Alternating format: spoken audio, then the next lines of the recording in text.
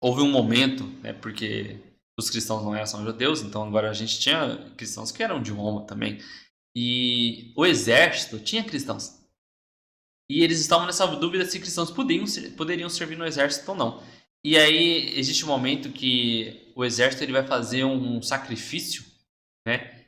E os cristãos não fazem. Eles não querem fazer. E ali eles matam todos os cristãos que fazem parte daquele exército. E aquilo ali é o estopim, né, para perseguição e destruição de tudo que servia para os cristãos naquela época. Então aquilo ali essa foi a grande perseguição.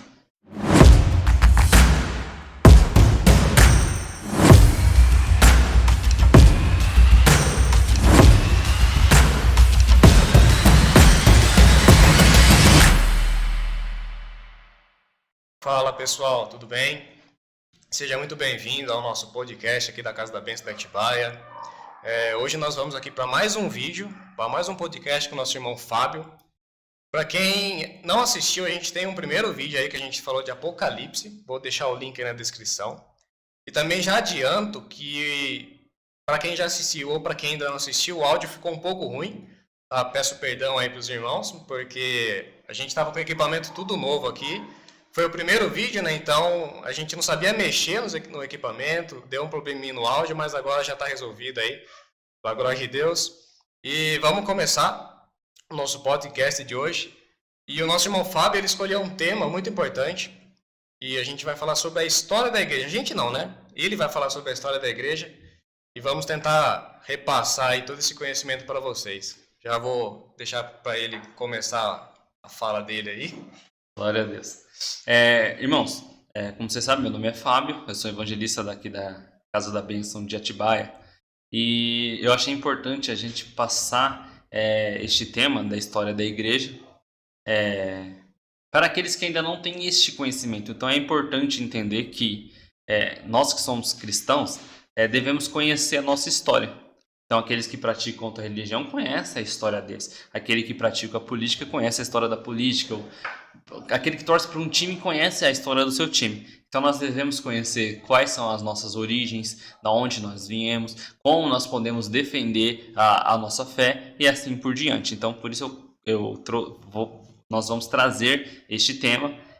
Hoje vai ficar um pouco curto para a gente falar sobre, e nós já adiantamos que essa matéria, este tema vai durar aí de 5 a 6 vídeos, para que nós possamos estar agregando um autoconhecimento para vocês.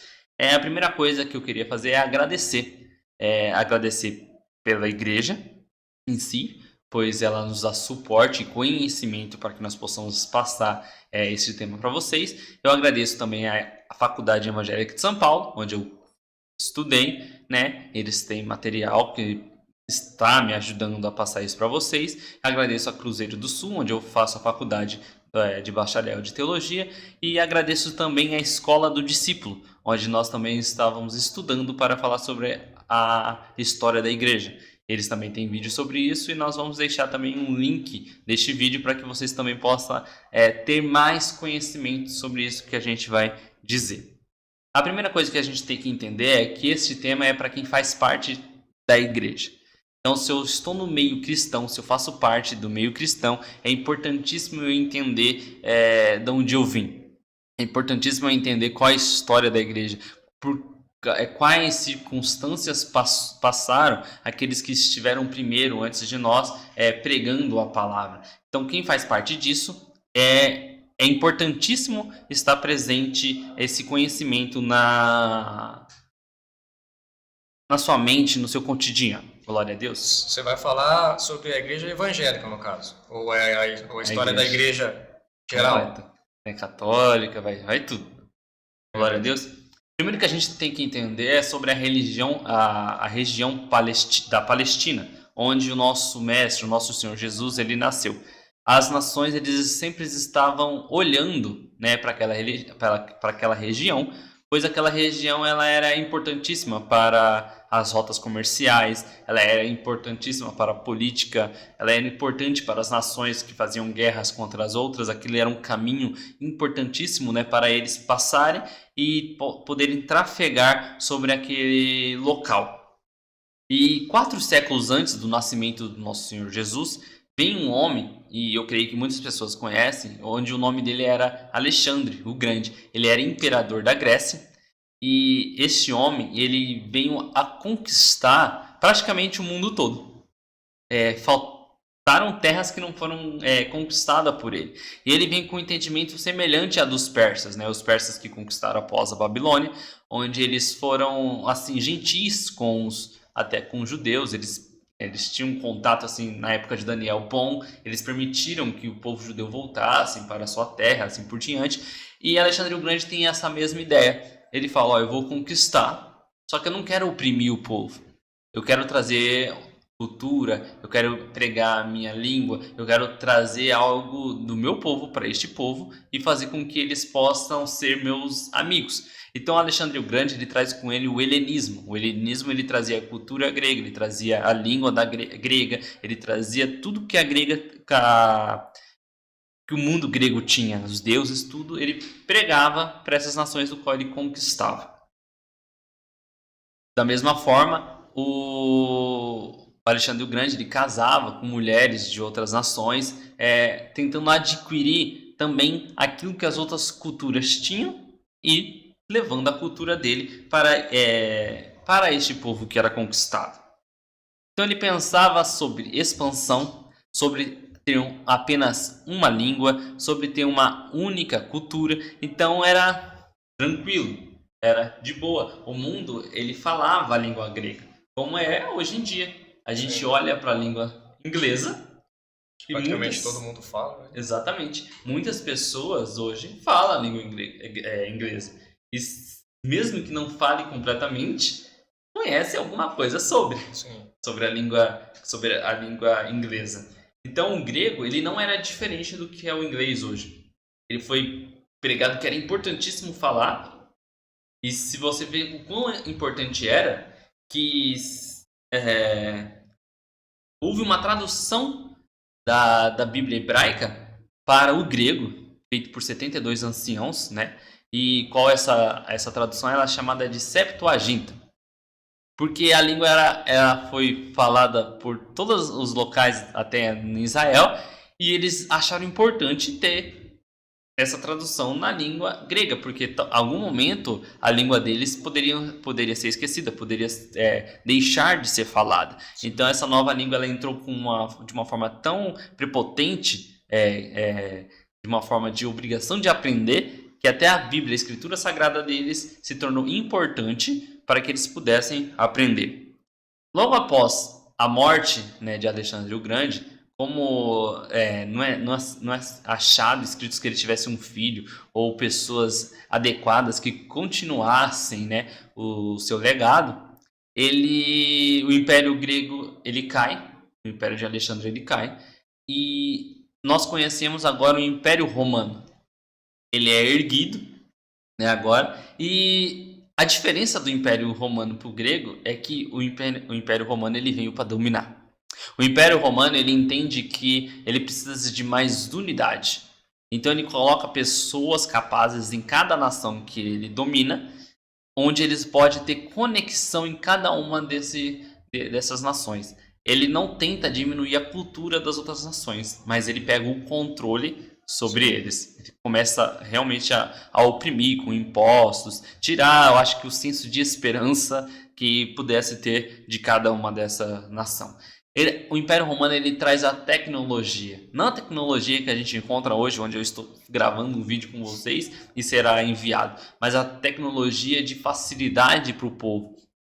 Materiais que pudessem ajudar na agricultura, que pudessem ajudar no transporte, na estrutura. Eles começam a fazer estradas. Naquele tempo, antes do Império Romano dominar, as estradas não eram perfeitas, ou até mesmo não existiam estradas. Então o Império Romano ele começa a abrir estradas para que o povo pudesse andar, ir e vir com segurança, com paz. Então a pessoa ela não tinha segurança porque ela andava no meio do mato, no meio do deserto. Agora ela tem uma estrada que tem paz, que tem cuidados pelos romanos, né? E aí eles também têm o Mar Nosso.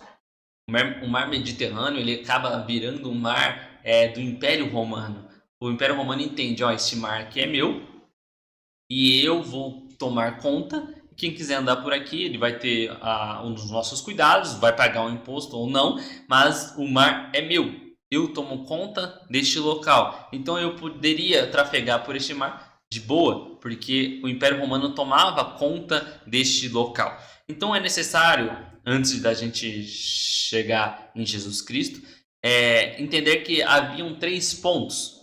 3 pontos foram muito importantes para que a igreja ela pudesse começar, né? Ou que Jesus pudesse vir à Terra. O primeiro ponto é a língua grega, né? Quando o imperador, o Alexandre o Grande, ele vem, ele domina o mundo, ele deixa um grande legado, que é a língua grega. O evangelho ele é pregado mundialmente na época no início da igreja, porque a gente falava uma língua só. O grego ele estava naquele ambiente ali onde a igreja foi formada. O latim ele era falado do lado mais oriente ali do mundo, mas a língua grega ela era falada em todo o território. Então o evangelho ele conseguia ser pregado com facilidade. O Alexandre o Grande ele traz com ele, né, a facilidade da língua do evangelho ser pregado, de Jesus andar os 3 anos sobre Israel e todos entenderem aquilo que vai ser pregado. Junto com o Império Romano, nós temos a estrutura, o caminho, né, a infraestrutura, onde ele abre os caminhos para que o evangelho pudesse ser pregado. Então nós vemos futuramente Paulo andando pelos caminhos para pregar o evangelho, Paulo pegando o meio marítimo para ir pregar o evangelho. Então, muitas vezes a gente fala, nossa, os gregos dominaram e aí atrapalha a língua porque confundia a língua deles. Não, ajudou. O Império Romano, eles estavam oprimindo o povo judeu e isso atrapalhou muito o evangelho.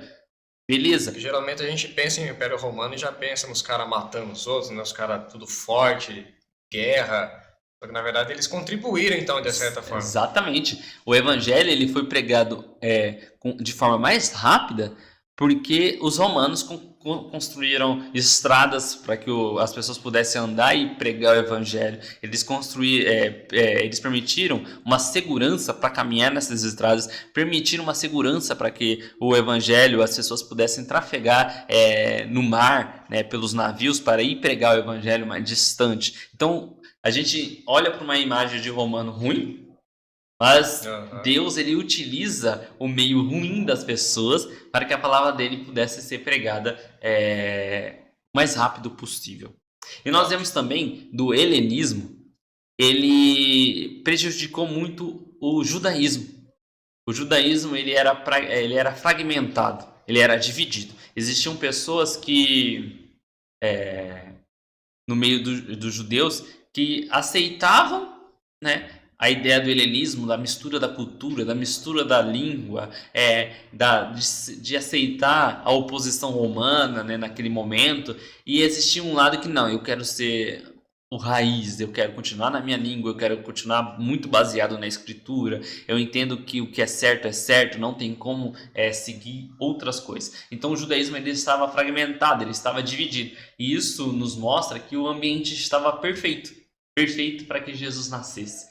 Perfeito para que Jesus viesse e trouxesse uma revolução, porque a língua era falada, era uma língua só. O espaço estava top para Jesus vir caminhar pela terra e pregar o evangelho. O judaísmo estava fragmentado, estava dividido, precisando de um homem para vir e unir novamente, quebrar as paredes e trazer um povo unido agora com a palavra do evangelho. Então estava tudo preparado para Cristo. Isso é top. Jesus nasceu, Jesus caminhou, morreu aos 33 anos, ressuscitou na cruz, como nós cremos. Ele prega para os apóstolos e agora ele manda ir de pregar o evangelho para toda criatura. Sim. E é extraordinário porque nós entendemos que o evangelho foi pregado naquele momento para todo mundo. Mas não é bem assim. Os judeus eles entram dentro de Jerusalém como é mandado e eles não vão pregar o evangelho para todo mundo. Eles têm um entendimento que o evangelho é somente para os judeus. Depois os gentios, né? Exatamente. Eles entendem assim, o evangelho foi pregado para nós primeiramente, vai ficar só para a gente. E não é assim. A primeira igreja é em Jerusalém. Só que Jesus ele deixa o mandamento e de pregar o evangelho para todos. E existem 2 circunstâncias onde é mostrado que isso muda. A primeira circunstância, se eu não me engano, está em Atos, capítulo 9, capítulo 10, onde é mostrado para Pedro uma mesa cheia de comida, comida que ele não poderia comer, e imunda, né, de acordo com ele. Ele fala que, e Deus manda ele comer, ele fala, eu não vou comer. E Pedro, como um bom judeu, ele recusa aquilo. E Deus fala, como pode falar que isso é imundo, sendo que fui eu que criei essa comida? Então vai, come isso daí. E aí Pedro ele tem um entendimento que Deus ele criou todos. Não existe uma separação entre judeu e gentil. Todos somos humanos, né? Todos são humanos. Todos devem receber da mesma palavra. Todos devem receber da mesma água que vocês receberam. A segunda é a de Paulo, a conversão de Paulo. E é extraordinário, porque Paulo ele se converte. Ele é um perseguidor da igreja cristã naquele momento. Ele se converte e ele tem um entendimento de que pelo o que ele passou, o testemunho que ele passou e pela fé que ele tem, que o cristianismo deveria ser pregado para todos, não somente para os judeus. Mesmo ele sendo um judeu, mesmo ele sendo um fariseu, ele entende que Cristo aceitou ele como um de fora, como alguém que fosse pregar para os que estão fora, aqueles que não iriam ser aceitos. E Paulo, ele sai pregando pela Ásia, pela Europa, por todos os cantos. Ele vai para Antioquia, era a maior igreja naquela época, que tinha vamos dizer, os novos discípulos, convertidos que Paulo estava agregando à igreja. E foi incrível o trabalho que ele fez. Dito isso, é importante dizer, não desmerecendo o trabalho que Paulo fez nunca, porque por causa de Paulo a igreja está deste tamanho hoje em dia, mas o evangelho naquela época cresceu muitíssimo pelos cristãos comuns. Paulo ele chegava, pregava num lugar, mas eram os cristãos comuns, os sapateiros, o cara do leite, o mensageiro, o cara que cuidava do cavalo, o marceneiro, tudo. Estes caras, eles estavam na sua loja, entrava alguém, ele falava da palavra, ele falava sobre um Cristo, ele pregava o evangelho, o jornaleiro que recebeu a mensagem, ele ia entregar o jornal, ele ia lá e falava sobre um homem que às vezes ele nem viu, só que morreu por ele na cruz. E por causa dessas pessoas comuns, o evangelho é pregado. Então o que eu tenho que entender já, pregando no ensino? O pastor, ele vem, ele prega, ele ensina dentro da igreja. Só que são as pessoas comuns, o cabeleireiro, o balconista, o empreendedor, cada um dentro da igreja, ele tem um papel essencial de pregar para as pessoas fora dela.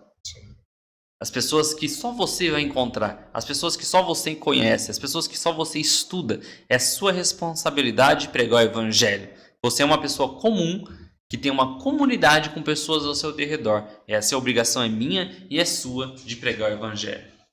O pastor não ia conseguir atingir pessoas que eu vou atingir. Então imagina ele colocando isso em ele sozinho e uma igreja com 20 membros. São 20 pessoas divulgando o evangelho, onde o pastor não ia conseguir impactar o ambiente onde todas as 20 estariam. Então, as pessoas comuns naquela época, elas foram grandes conquistadoras de alma para o reino de Deus. Elas espalharam o evangelho. Obviamente que os apóstolos tiveram um trabalho essencial, pregando, mostrando o conhecimento e até mesmo o testemunho pessoal que tiveram com Jesus, porque alguém tem que ter o testemunho pessoal primeiro, ter o ensinamento e ensinar para as pessoas de fora. Agora nós vamos para as perseguições que a igreja sofreu, porque naquele momento a gente via alguns mártires, o evangelho crescendo, parecia bonito, né? Mas nem sempre foi assim. Os primeiros problemas que os cristãos tiveram foi com os judeus. Os judeus eles acreditavam que não tinha como Deus ter um filho, que Jesus não era o rei dos judeus. Eles tinham um problema com os cristãos pela a forma da crença que os cristãos tinham. Poderia ser um pouco, nós podemos ter uma crença semelhante a deles, mas sobre Deus, eles têm dificuldade de nos entender. Eles não achavam que o Messias ia ser um cara que ia realmente liderar, ele ia ser um rei Que ia acabar com tudo. Então, eles não achavam que o Messias ia ser morto, né, ser crucificado. Eles achavam que ele ia ser um líder.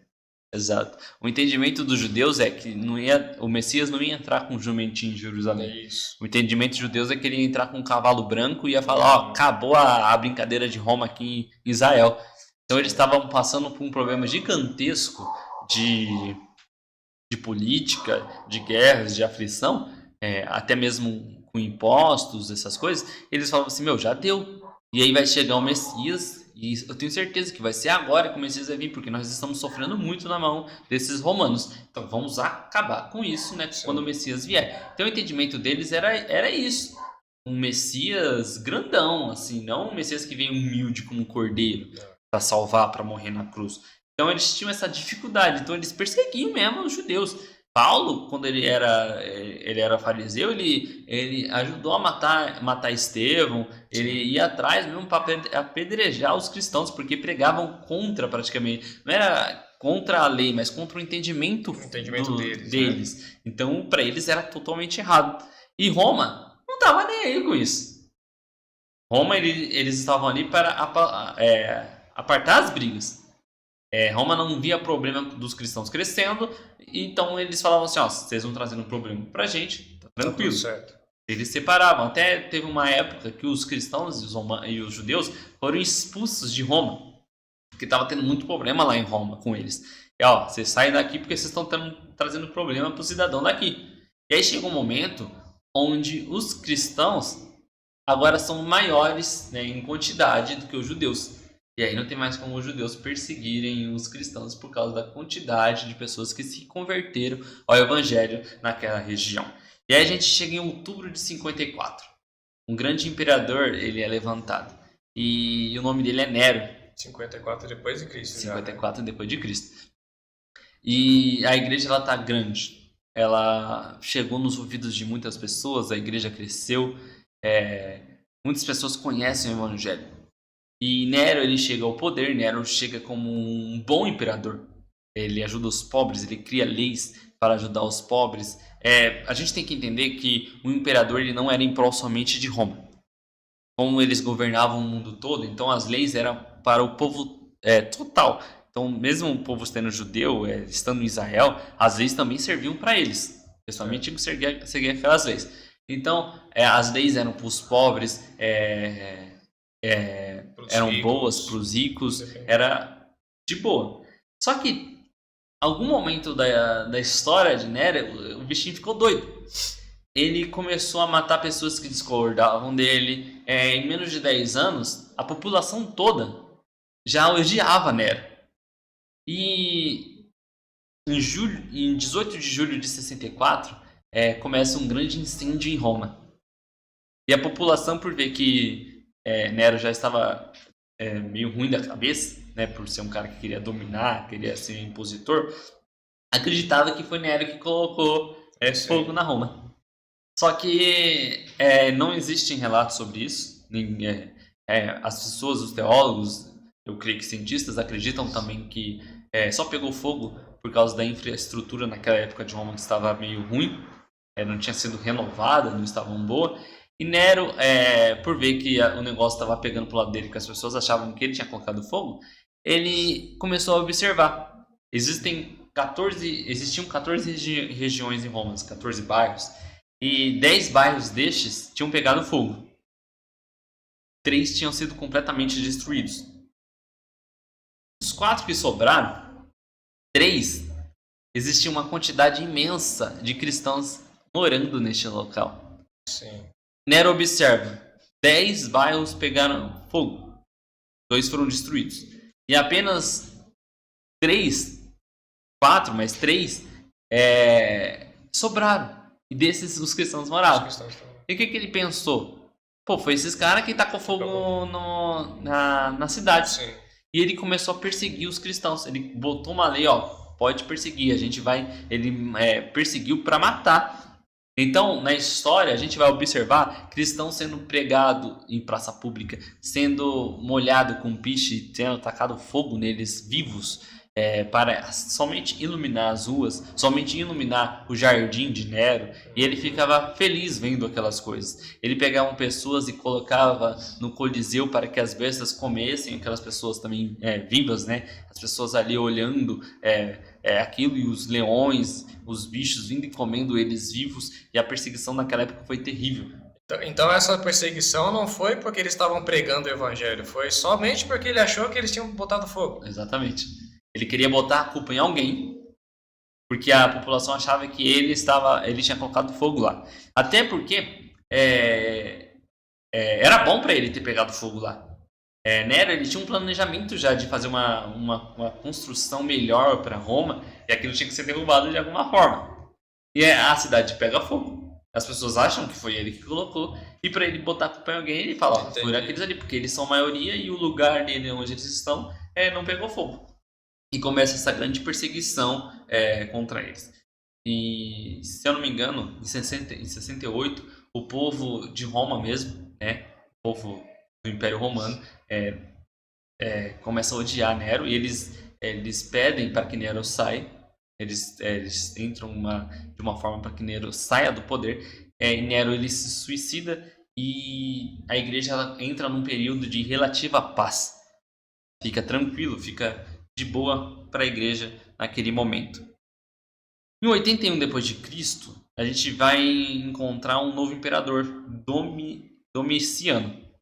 Então a gente tem histórias, sobre Domiciano, que ele era um imperador que era meio narcisista, né? Ele pede sacrifício somente pela inteligência dele. Domiciano não é o nome dele, né? Ou é o nome dele mesmo? É o nome dele mesmo. Pensei que era o nome do cargo dele. Mas não, é o nome dele. O nome dele.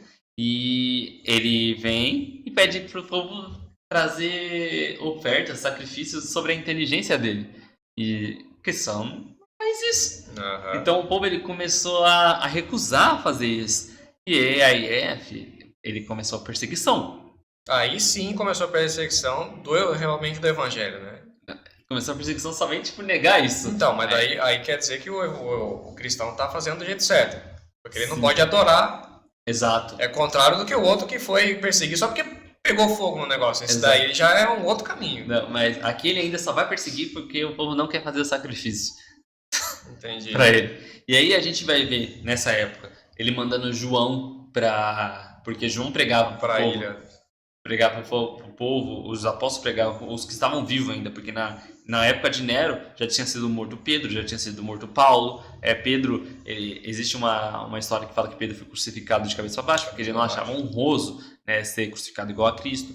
Paulo foi decapitado na mesma época de Nero, e a gente vê ainda João vivo nesta época. Provavelmente João pregava sobre não fazer esse sacrifício, porque é errado.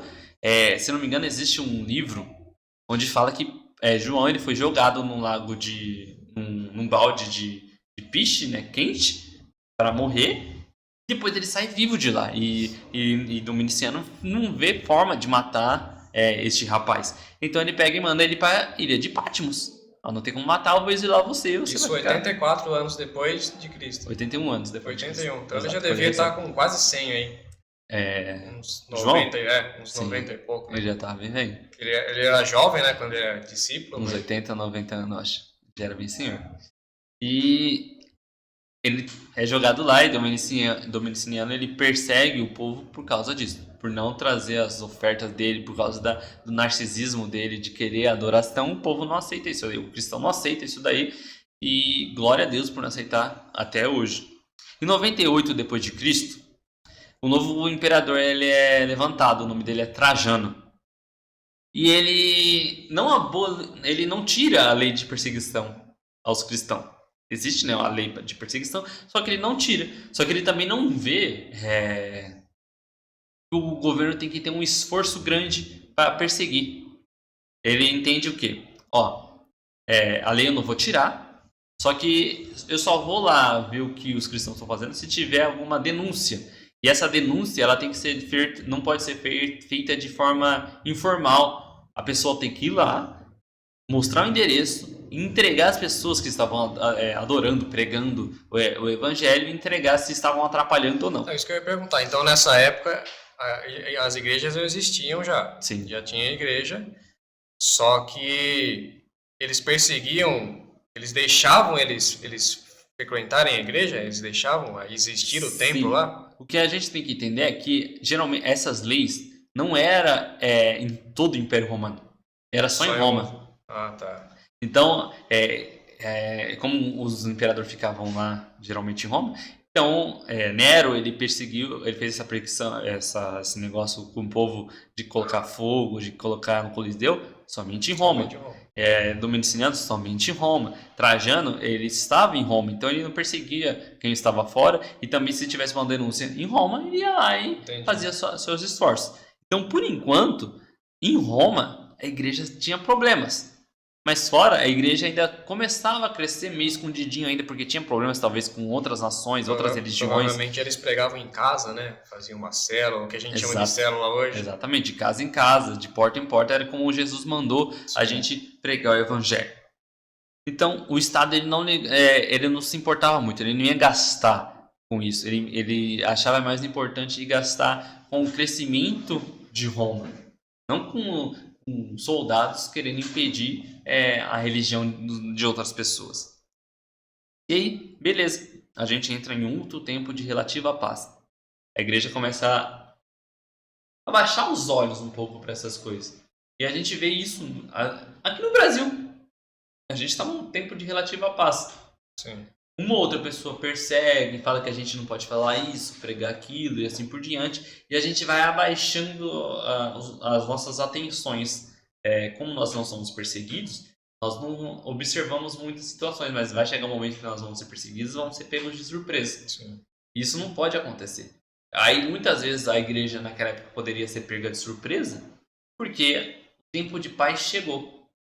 Então o tempo de paz às vezes parece ser bom, mas é prejudicial para aqueles que prestam atenção, para aqueles que não querem ser pegos de surpresa pelo governo, ser mortos pelo governo. Então é importante a gente estar sempre em atenção, sempre ser vigilantes com o que está acontecendo na internet, o que está acontecendo no governo, com as leis. Até porque se for parar para pensar, é no tempo de paz que você tem que ir evoluindo. Por exemplo, se a igreja está em um tempo de paz, é aí que a igreja tem que evangelizar. Exato. Só que a gente faz o contrário. Fica tranquilo. A gente fica tranquilo. Aí depois que, por exemplo, na pandemia, quando fecha tudo, aí que você começa...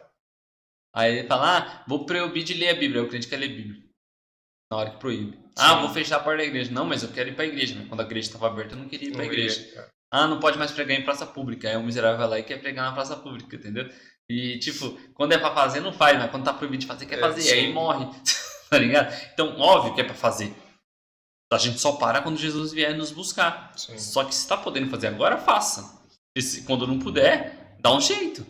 Tem que fazer. De fazer. Faça, se esconde, faça debaixo da terra. Tem que dar um jeito, tem que fazer.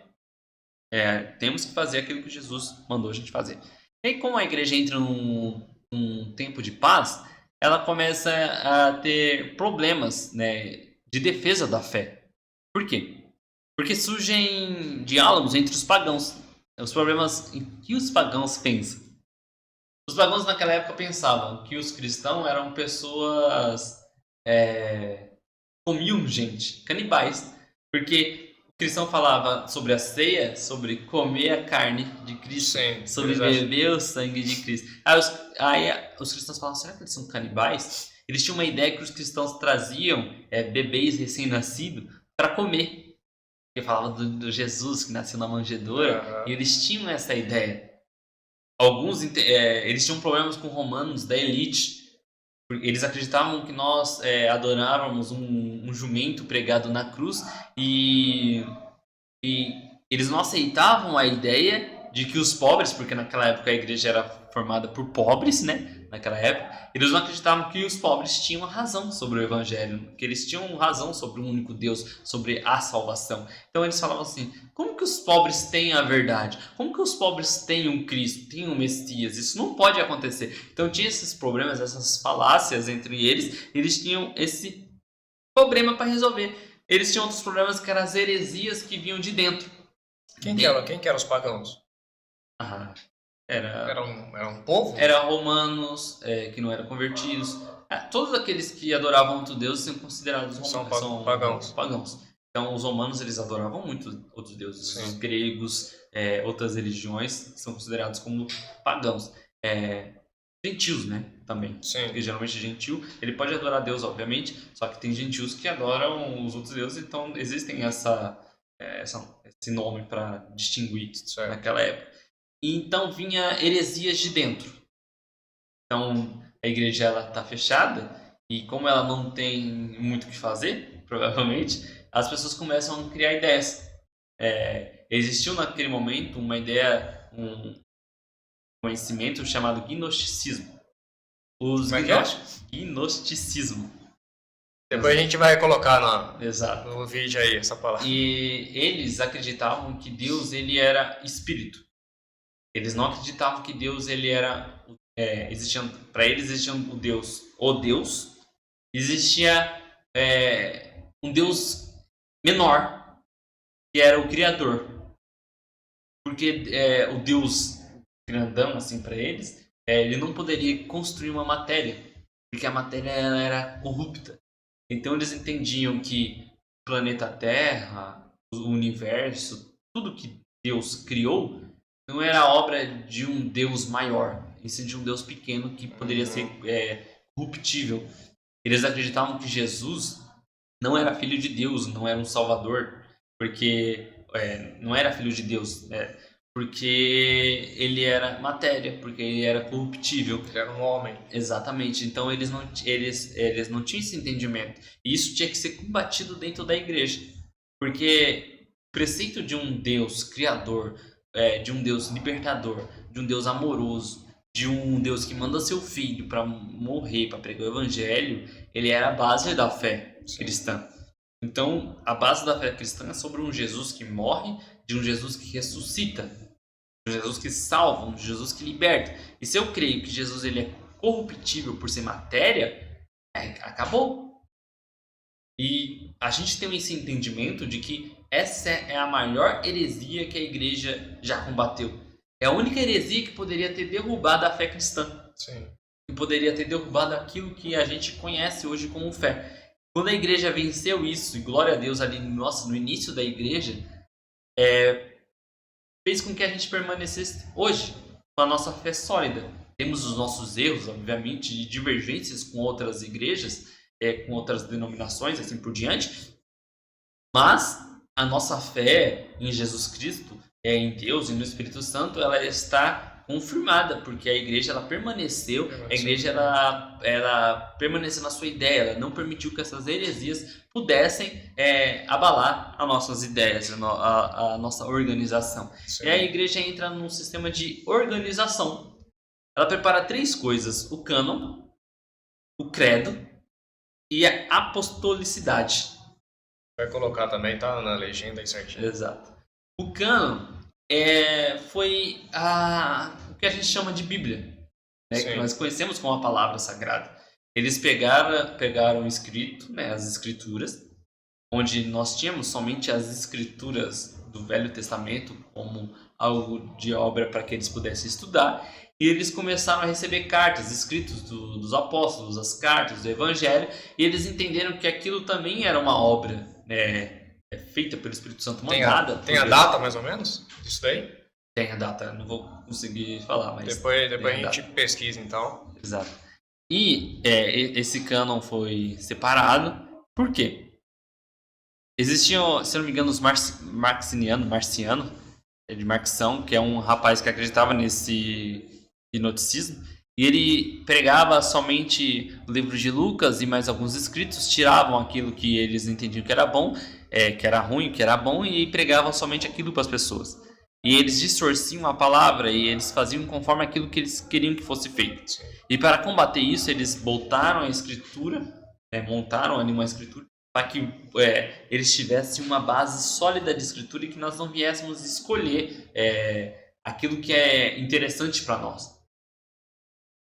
Creio em dizer que muitas vezes hoje em dia o povo volta a fazer isso constantemente. Pegar a escritura isolada, pegar texto isolado, pegar a profecia isolada que está na Bíblia e querer colocar para mim, para você estudar ou entender conforme aquilo que eles entendem um A texto. interpretação dele, A né? interpretação dele, ou o que ele entende como correto, e desvirtuar, né? Tirar a virtude, tirar a graça que contém naquele texto, que o Espírito Santo vem a iluminar para nós. E aí também tem o credo. O credo é nada mais, nada menos do que a palavra latim, que significa eu creio. Eles entenderam que eles deveriam formatar um texto, formatar algo de entendimento para que eles pudessem seguir. E é incrível, isso durou muitos anos. Isso foi feito ali, se eu não me engano, entre os anos 200 e os anos 300, e está durando até hoje, 2025. O Credo Romano, eu creio que você já ouviu, ele fala assim: creio em Deus Pai, Todo-Poderoso, Criador do céu e da terra. Creio em Jesus Cristo, seu único Filho, nosso Senhor, o qual foi concebido pela obra do Espírito Santo. Nasceu da Virgem Maria, padeceu sob o poder de Pôncio Pilatos. Foi crucificado, morto e sepultado. Desceu ao Hades e ressurgiu dos mortos ao terceiro dia. Subiu ao céu e está sentado à mão direita de Deus, Pai Todo-Poderoso, de onde há de vir para julgar os vivos e os mortos. Creio no Espírito Santo, na Santa Igreja Universal, na comunhão dos santos, na remissão dos pecados, na ressurreição do corpo, na vida eterna. Amém. Esse foi o credo que eles construíram naquela época para mostrar no que a gente crê. E isso ele durou pro resto da vida. Para você ver como que o negócio ele era sério, como eles transformou aquela organização. E depois a apostolicidade. O que é isso? A igreja ela estava meio bagunçada sobre os conhecimentos que eles tinham. Eu creio no que Marção está dizendo, eu creio no que tal pessoa está dizendo, Apolo está dizendo, Paulo está dizendo, Pedro está dizendo. E a igreja, o que ela fez? Eu creio na mensagem que os apóstolos trouxeram. Sim. Porque esses aqui são aqueles que vieram após os apóstolos. Sim. Né? Então eu creio no que eles me disseram, eu creio no que eles pregaram para mim, eu creio naqueles que andaram com Cristo. Então eles formaram, e cada igreja que estava formada naquela época falou: eu creio nos ensinamentos de Paulo, eu creio nos ensinamentos de Pedro. E eles tomaram cada apóstolo para si, né, e transformaram em apóstolos seus, assim, os ensinamentos deles. Eles ensinavam a mesma coisa, e a igreja cresceu com isso, com essa ideia dos ensinamentos daqueles que andaram com Cristo. Com um conhecimento, um credo formado no que eles creem, né, de verdade. Um cânon onde eu e você podemos pegar a Bíblia e falar assim: eu acredito nisso. E assim foi formada a Igreja Católica Antiga. Não estou falando da Igreja Apostólica Romana, nem da Igreja Católica do qual nós conhecemos hoje, mas a Igreja Católica Antiga, né? A Igreja Católica ela significa Igreja Universal, como eu li aqui no credo que nós falamos agora. Nesse ponto aí, então, a Bíblia ainda não existia do jeito que a gente tem hoje. Não. É diferente. A igreja a Bíblia era somente a Septuaginta, né? Era os livros do Antigo Testamento, no caso. Do Antigo Testamento. E algumas cartas ali do nenhumas cartas do Novo ainda. O livro que tinha de leitura para eles era somente o Velho Testamento. As cartas existiam, mas só que eles não tinham juntado num livro e falado assim: isso aqui junto com isso aqui é a Bíblia. Não, eles tinham um livro sagrado ali que era deles, né? E eles tinham as cartas separadas que foram mandadas por Paulo, Pedro, Tiago, Sim. João, e tinham ali os evangelhos, o Atos, e tinham também a carta de Apocalipse. Beleza? Eles reconheceram aquelas cartas, né, aqueles textos como sagrados, juntaram com os antigos e transformam numa biblioteca. Cheio de livros, cheio de cartas, onde a gente tem todo esse conhecimento histórico por causa desse cânon que foi separado. E a gente vai encontrar outros textos, outros livros, outras cartas que não foram reconhecidas como texto sagrado, que não foram reconhecidas como importantes naquele momento. Bom, agora a grande perseguição. A igreja ela estava em paz até este momento, ela se organizou. E no final do século III, para o início do século IV, a gente vai encontrar dois imperadores que começam com a letra D, que é Décio e Diocleciano. Eles começam a perseguição por todo o império. É de Roma também? De Roma. Todos em Roma? Não, todos. Só que agora eles saem de Roma. Agora eles começam por todo o império. Eles têm um entendimento que para que Roma pudesse crescer de verdade, eles tinham que voltar aos velhos costumes. Então a adoração aos deuses, aquilo que eles faziam antigamente, deveria ser feito com toda amplitude, com toda vontade. E o cristianismo atrapalhava isso daí. Sim. Atrapalhava de forma grotesca. Então eles começam a perseguição por todo o império, não somente Roma. Agora a perseguição já não é mais num local, agora é em Israel, se fosse na África, na Ásia, em qualquer lugar. Eles tinham poder para isso? Roma estava em todo lugar naquela época. Todo lugar. Era grande o negócio. E a perseguição deles era destruição de templo, destruição de igreja, destruição de casas que estava ali o ponto de pregação. Sim. Eles destruíam qualquer caverna onde eles poderiam se organizar como igreja. Eles faziam confiscação de patrimônio. Então, se o cristão tinha um terreno ali registrado, o nome deles iam lá e pegavam. Se o cristão tinha uma loja, eles pegavam. Eles queriam acabar com a vida financeira, psicológica do cristão, para abalar mesmo, para acabar com eles. Queima de manuscritos. Se eu não me engano, o Diocleciano, ele pede para queimar todos os manuscritos cristãos, porque queimando esses manuscritos, tipo, se a gente não ter uma ideia do que está escrito, você para de ser crente. Eu ia até perguntar se existe algum ainda original, então eu acredito que já foi queimado aí também. Provavelmente. Textos? Isso. Existem textos originais, sim. Eles são bem conservados, porque senão a gente pode se deteriorar, né? Acabar com eles, ser destruídos. Mas existem, sim, textos alguns que foram cartas que foram guardadas. Né? Exato. Foram encontradas em outras regiões. Mas ele ordena que os manuscritos são jogados fora. É incrível, porque, assim, se hoje a gente perder nossa Bíblia, glória a Deus, tem pessoas que já leram a Bíblia toda e tem esse conhecimento Sim. guardado em você. Se eu não me engano, em Salmos 117 existe um versículo que eu amo. Salmos 117, eu não vou lembrar o versículo, mas ele fala: guardei a tua palavra no meu coração para não pecar contra ti. Aquele que guarda a palavra do Senhor no coração, ele não sai da presença dele. Continua. Então, se você guarda a palavra no coração, o dia que a perseguição contra a igreja começar, se a gente estiver aqui na terra ainda, guarde. Porque a primeira coisa que eles vão tentar tirar de nós é o livro sagrado. Sim. E vai tirar de nós. Nós temos textos que apoiam, que nos ajudam, né? Caso a Bíblia foi retirada, que nos ajudam a ter uma base bíblica. Existe um livro chamado Didaquê. É um livreto fininho. Só que com ele, nós conseguimos fazer com que a fé cristã continue. Nós não vamos ter mais os textos bíblicos, mas a fé cristã pode continuar, porque existe ali conhecimentos e ensinamentos que podem nos ajudar a continuar.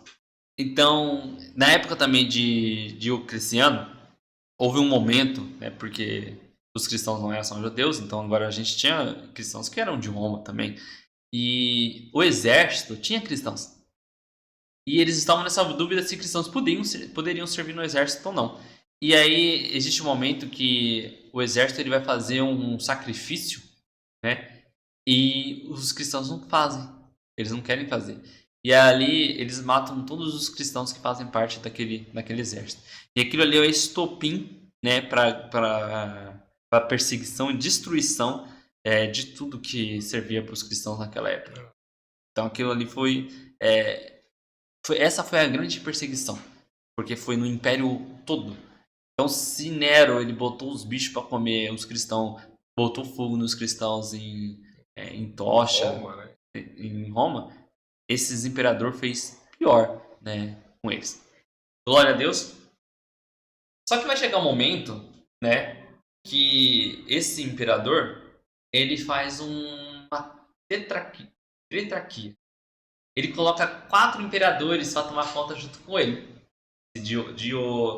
Diocleciano. Certo. E um desses imperadores, ele tem um filho, que é o Constantino. Né? E esse rapaz, ele conquista uma região e ele começa a querer conquistar outras regiões e ele quer invadir Roma. E aí existe uma história que Constantino está à frente de Roma para invadir e ele recebe uma visão do céu, de Deus. E Deus fala para ele que sobre aquele sinal ele iria conquistar Roma. E ele manda todos os soldados dele colocar o sinal da cruz no peito, né, da couraça ali que eles estão vestidos. Eles entram em Roma, eles invadem Roma e eles em Roma é destruída, né? Eles invadem, eles pegam tudo que eles querem pegar, ele invade, ele conquista Roma.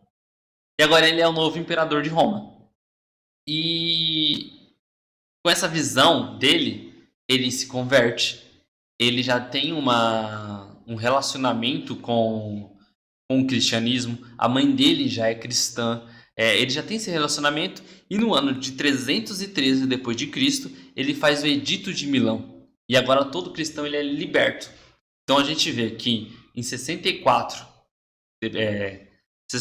depois de Cristo, ali quando realmente começam as perseguições, ela só foi ser abolida em 313 depois de Cristo, quando Constantino ele vem fazer esse abaixo-assinado trazendo liberdade para o povo cristão. Então a liberdade de todo cristão foi assinada por Constantino. Todo cristão agora pode pregar, pode fazer do evangelho a sua religião, nem era o evangelho, mas fazer da palavra de Cristo a sua afirmação de fé. Só que ainda ela não era a religião oficial do império. Ainda tinha um caminho muito grande para que eles pudessem perseguir, mas eles já estavam libertos. Mas a gente só vai saber isso no próximo episódio. Glória a Deus. Bom. E a gente vai ver o que acontece com Constantino agora convertido à palavra de Deus, convertido a Cristo, o Senhor Jesus. Então, ó, se você gostou, né, desse tema, se você gostou dessa história até aqui, fica aí um convite para o próximo vídeo, para a gente ter essa continuação aí. A princípio, né, vamos ver quantos vídeos serão, mas talvez sejam 5 ou 6 vídeos, então acredito que tem muito, mas muito conteúdo ainda para ser falado. Mas é importante saber disso, né? A gente como cristão, a gente tem que saber da história, de onde a gente veio, do que a gente já passou. Então é isso, irmãos. Queria agradecer você que assistiu o vídeo até aqui. Deixa aí seu comentário, se você tem alguma dúvida, pode deixar aí que a gente responde. O Fábio vai lá, comenta lá também respondendo sua dúvida. Compartilha esse vídeo aí com quem você ama, com quem você acha que deve ouvir isso. E obrigado e até o próximo vídeo.